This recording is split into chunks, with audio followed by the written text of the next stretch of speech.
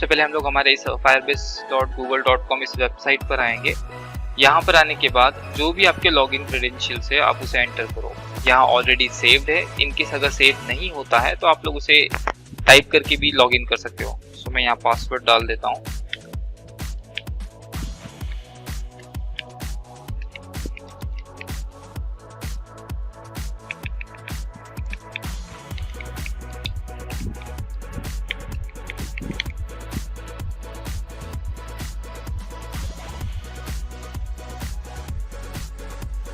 जैसे ही आप लोग लॉगिन करोगे, राइट हैंड साइड में आप लोग के पास गो टू कंसोल का ऑप्शन है। आप वहां से गो टू कंसोल पर जाइए। यहाँ जो भी प्रोजेक्ट आपने बनाया होगा, सबसे पहले तो हम लोग को ऐड प्रोजेक्ट के ऑप्शन पर जाकर के हमें एक न्यू प्रोजेक्ट क्रिएट करना होता है। जैसे यहाँ पे हम लोग प्रोजेक्ट का नाम लिखेंगे, जो भी प्रोजेक्ट की डिटेल्स है वो फिल करते जाएंगे और फिर आपके पास उसको कंटिन्यू करना है। फिलहाल हम लोग ऑलरेडी हमारा प्रोजेक्ट बना चुके हैं तो हम लोग इसे यूज करेंगे। सो ये रहा आप लोग का प्रोजेक्ट, जिसमें आप लोगों ने कोविड रिसोर्स मैनेजर इस नाम से उसे बनाया है। ठीक है, जैसे आप उस प्रोजेक्ट के अंदर जाओगे तो यहाँ पे आपके पास जो भी ऑप्शंस है, यहाँ बहुत सारे ऑप्शंस दिखेंगे आप लोगों को लेफ्ट हैंड साइड में। ये हाइड भी होता है। ठीक है, तो कभी कभी होता है कि ऑटो हाइड रहा तो हमें पता नहीं चलेगा। तो बेसिकली आप इसे यहाँ से अनहाइड कर लीजिए। तो यहाँ सबसे पहला ऑप्शन आपके पास दिया है बिल्ड। अब इस बिल्ड में आप लोग के पास कुछ ऑप्शंस है, authentication, real time database, Firestore database, storage, hosting. तो इसमें से हम लोग बेसिकली 3 चीजें यूज करने वाले हैं। एक है हमारा रियल टाइम डेटाबेस, एक है आपका स्टोरेज और एक रहेगा आपका ऑथेंटिकेशन।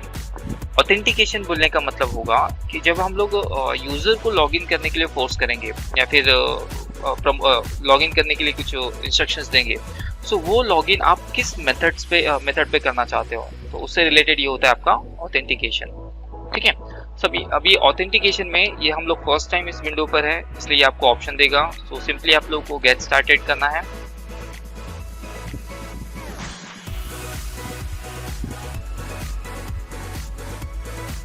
जैसे ही कंप्लीट हो जाएगा, ये आपके पास कुछ साइन इन प्रोवाइडर्स दे रहा है। दैट मीन्स कुछ ऑप्शंस दे रहा है जिसके थ्रू आप लोग क्या कर सकते हो, लॉग इन कर सकते हो। जैसे आपको पता होगा गूगल का हम लोग कुछ ऐप्स जब यूज करते हैं तो वहाँ पे ऑप्शंस होता है sign in with Google, sign in with phone, sign in with email, Facebook, Twitter. ठीक है, तो ऐसे बहुत सारे ऑप्शंस होते हैं जिसके थ्रू आप क्या कर सकते हो, लॉग इन कर सकते हो। तो इसमें से फिलहाल हमें यूज करना है, एक तो हम लोग यूज करेंगे ईमेल लॉगिन और दूसरा एक रहेगा हमारे पास फोन लॉगिन। ठीक है, मतलब फोन नंबर का यूज करके हम लोग ऑथेंटिकेशन क्रिएट करेंगे। सो मैं अभी फिलहाल ये सारे डिसेबल्ड है, मुझे ये 2 चीज़ों की ज़रूरत है। एक है ईमेल एंड पासवर्ड। ठीक है, तो मैं इसे एनेबल करता हूँ। इसके नीचे एक ऑप्शन होता है सेंड ईमेल लिंक। बेसिकली क्या होता है, जब भी अगर हम लोग ईमेल वेरिफिकेशन करते हैं तो यूज़र लॉगिन तो करता है बट वो एक्टिवेट नहीं होता है। वो तब तक नहीं होगा जब तक वो अपने वेरीफाई लिंक पर क्लिक नहीं करता है। आप लोगों ने बहुत सारे वेबसाइट्स के साथ किया होगा ऐसा। सो मैं इस पार्ट को अभी एनेबल नहीं कर रहा हूँ क्योंकि उसके लिए थोड़ी अलग सेटिंग करनी पड़ती है। ठीक है, सो उसके लिए थोड़ा कोड भी अलग करना पड़ता है, तो अभी हम लोग उस पार्ट पर नहीं जा रहे हैं। बेसिकली हम लोग ईमेल लॉगिन कर रहे हैं, यूज़र अपना ईमेल एंटर करके लॉगिन कर सकता है। सो मैं इसे एनेबल कर देता हूँ। दूसरा एक है आपका फ़ोन लॉगिन, ये सबसे सिंपलेस्ट मेथड होता है। तो इसमें आप यूज़र को सिर्फ ईमेल एंटर करना होता है और फ़ोन नंबर एंटर करना होता है और ऑटोमेटिकली उसके फ़ोन पर एक OTP चले जाता है जिससे वो डायरेक्ट लॉगिन कर सकता है। तो इसे हम लोग एनेबल करेंगे। ठीक है, अच्छा इसके बाद क्या होता है, यहाँ पे कुछ एक ऑप्शन दिए हुए हैं। यहाँ दिया है टेस्टिंग के लिए जो फ़ोन नंबर्स लगते हैं। ठीक है, तो ये हम लोग बाद में ऐड करेंगे। टेस्टिंग बोलने का मतलब जब डेवलपमेंट फेज होता है, जब अगर आपको लॉगिन टेस्ट करना है। ठीक है, क्या होता है कि हर एक प्रोवाइडर का एक लिमिट होता है। जैसे एक यूज़र एक दिन में किसी एक पर्टिकुलर ऐप पर या वेबसाइट पर 4 बार ही OTP मतलब लॉगिन कर सकता है। अगर वो 4 बार से ज़्यादा अगर ट्राई करेगा तो ऑटोमेटिकली सर्वर उसे ब्लॉक कर देता है। मीन्स आप एक दिन में 4 बार लॉगिन लॉग आउट कर सकते हो। ठीक है, उससे ज़्यादा नहीं होगा, ये हमारे फायरबेस की लिमिट है। ठीक है, इसे हम लोग कस्टम सेट कर सकते हैं, लेकिन उसके लिए हमें पेड प्लान में मूव करना पड़ेगा। सो बेसिकली हमें उस चीज़ की ज़रूरत नहीं है।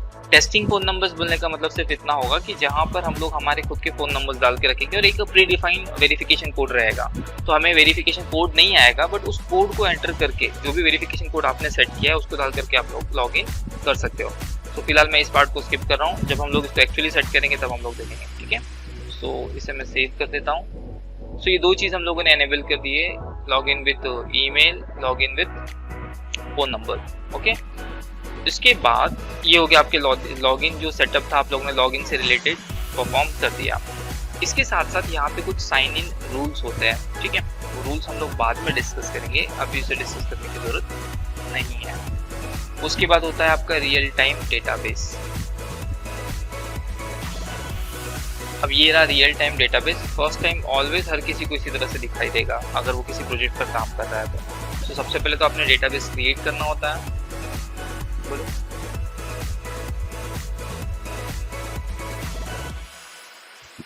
यहाँ आपके पास ऑप्शन है to create a real time database. तो सिंपली आपको डेटाबेस क्रिएट करना है।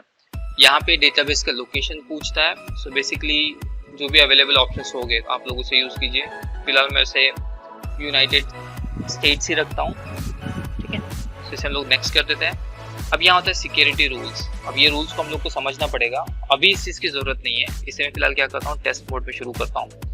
अब टेस्ट मोड बोलने का मतलब क्या होता है कि कोई अगर अनऑथराइज जो यूजर भी है तो वो भी हमारे डेटा बैकएंड में डेटा को चेंजेस मींस बैकएंड में चेंजेस कर सकता है डेटाबेस में।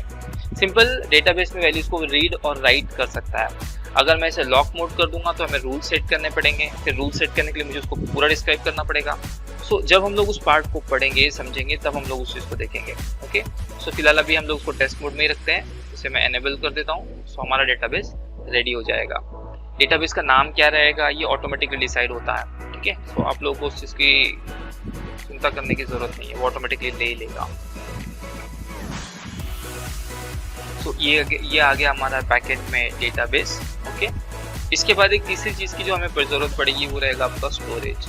सो स्टोरेज का भी सेम कंसेप्ट है, आप स्टोरेज को एनेबल करो या फिर गेट स्टार्टेड जैसे बाकी सब में आपने किया था। इसमें भी आपको रूल्स पूछता है, ठीक है। तो इसमें भी आप रूल्स को चेंजेस कर सकते हो। फिलहाल अभी यहाँ पे रूल्स हमने सेट नहीं किए कुछ भी। सो बाय डिफॉल्ट जो रहेगा हम लोग उसे यूज़ कर रहे हैं। इसमें भी ये पूछ रहे हैं कि आप लोग को स्टोरेज का लोकेशन आपने कौन सा रखना है, ठीक है। सो हम लोग यूएस सेंट्रली कंसिडर करते हैं। डन। यहाँ आप लोग ज़्यादा चेंजेस ना ही करो तो ज़्यादा अच्छा रहेगा। अगर आप लोग भी किसी तरह के प्रोजेक्ट को यूज़ कर रहे हो, प्रोजेक्ट को सेटअप कर रहे हो, तो बाय डिफॉल्ट जो वैल्यूज है उसे एज इट इज़ रहने दो इनिशियल फेज में। फिर बाद में जब आपको ये चीज़ समझने लगेगी तो आप लोग खुद ही इस चीज़ को चेंजेस करके देख सकते हो, ठीक है।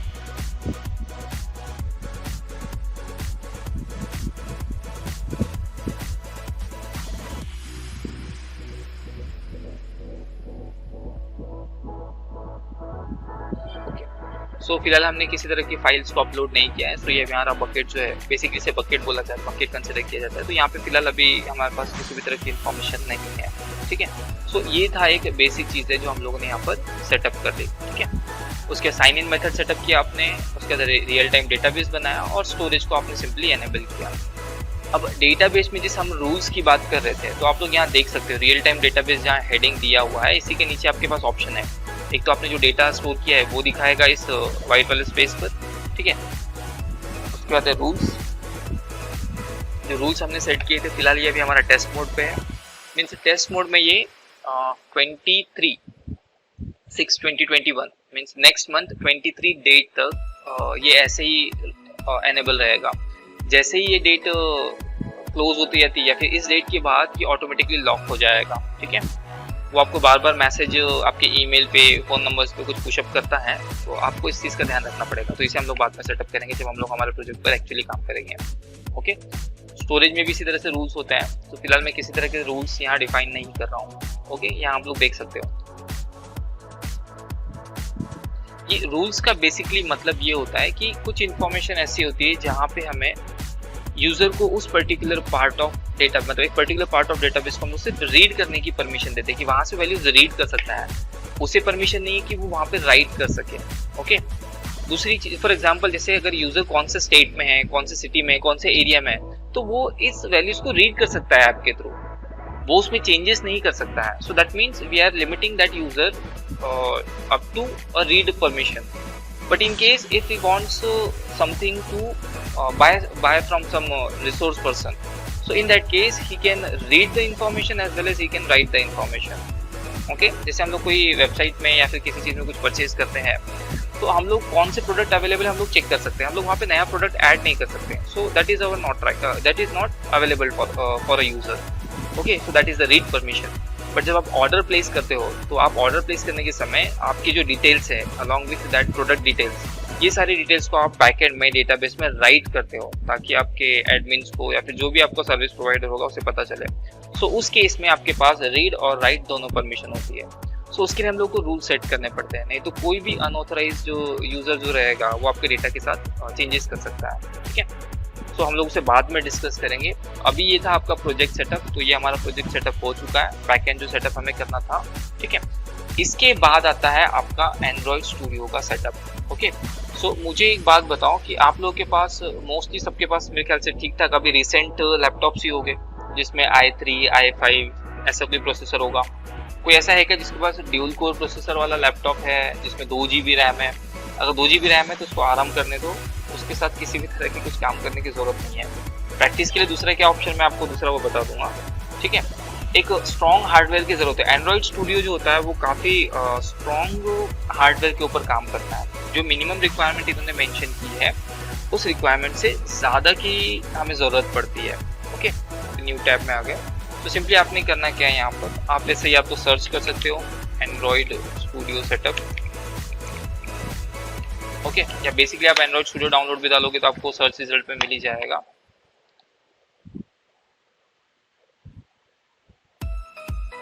तो ऑटोमेटिकली क्या होगा, जैसे आप डेवलपमेंट एंड्रॉइड स्टूडियो डाउनलोड शुरू करोगे या फिर डाउनलोड इंस्टॉल या फिर ऐसे कुछ भी कीवर्ड लिख करके आप जब सर्च करोगे या बेसिक एंड्रॉइड स्टूडियो भी अगर आपने सर्च किया तो वो आप लोगों को इस डेवलपर प्लेटफॉर्म के ऊपर या डेवलपर लिंक के ऊपर ही लेकर आएगा। अब यहाँ पे इन्होंने कुछ ऑप्शंस दिए हुए हैं। ठीक है, जैसे एक तो दिया हुआ है कि आपको जो सबसे स्टेबल वर्जन जो होगा ये यहाँ पे मेंशन किया हुआ है, download Android Studio then 4.2.1। Okay, उसके बाद डाउनलोड ऑप्शंस दिए हुए। डाउनलोड ऑप्शंस में आपके पास मैकबुक अगर है, लिनक्स ऑपरेटिंग सिस्टम है आपके पास, ऐसा कोई पीसी है जहाँ पे लिनक्स हो, या फिर अगर आपके पास क्रोम बुक हो। ठीक है, तो ये इतने ऑप्शंस आपके पास दिए हुए हैं, तो इसमें से आप लोग डाउनलोड कर सकते हैं। ओके, अब यहाँ पे 2 ऑप्शंस दिए हुए, exe डाउनलोड करने का और जिप फाइल इंस्टॉल करने का। सो आप लोग जिप फाइल को डाउनलोड नहीं करना, जिप फाइल को वापस एक्सट्रैक्ट करना पड़ता है। सो बेटर है कि आप लोग ये जो पहला ऑप्शन दिया हुआ यहीं से इसे इंस्टॉल कर दो, डाउनलोड एंड्रॉइड स्टूडियो।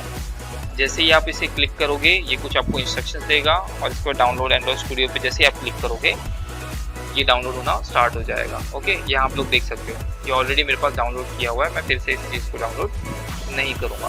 ओके, सो जहाँ पे भी आपने इसे सेव करके रखा होगा ये आपके पीसी में सेव हो जाएगा। सेव होने के बाद आप लोगों ने उस लोकेशन तक जाना है जहाँ पर भी ये डाउनलोड हुआ होगा।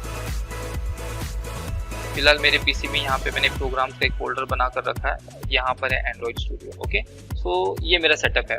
यहाँ पे 2 वर्जन से, एक थोड़ा पुराना वर्जन है और 3.0 और 01 होगा और दूसरा है 4.0.1। ओके, सो अभी आपने जो रिसेंटली चेक किया उसमें आपको वर्जन बताया गया था 4.2.1। सो आप पुराना वर्जन भी इंस्टॉल कर सकते हो, बट वो वहाँ पे इंस्ट्रक्शन देता है कि जैसे ही आप लोग पुराने वर्जन में जा रहे हो तो ऑटोमेटिकली उसको अपडेट करने का ऑप्शन देगा। सो बेसिकली अभी जो अवेलेबल है 4.2.1, मैं जो करंटली यूज कर रहा हूँ वो भी 4.2.1 ही है।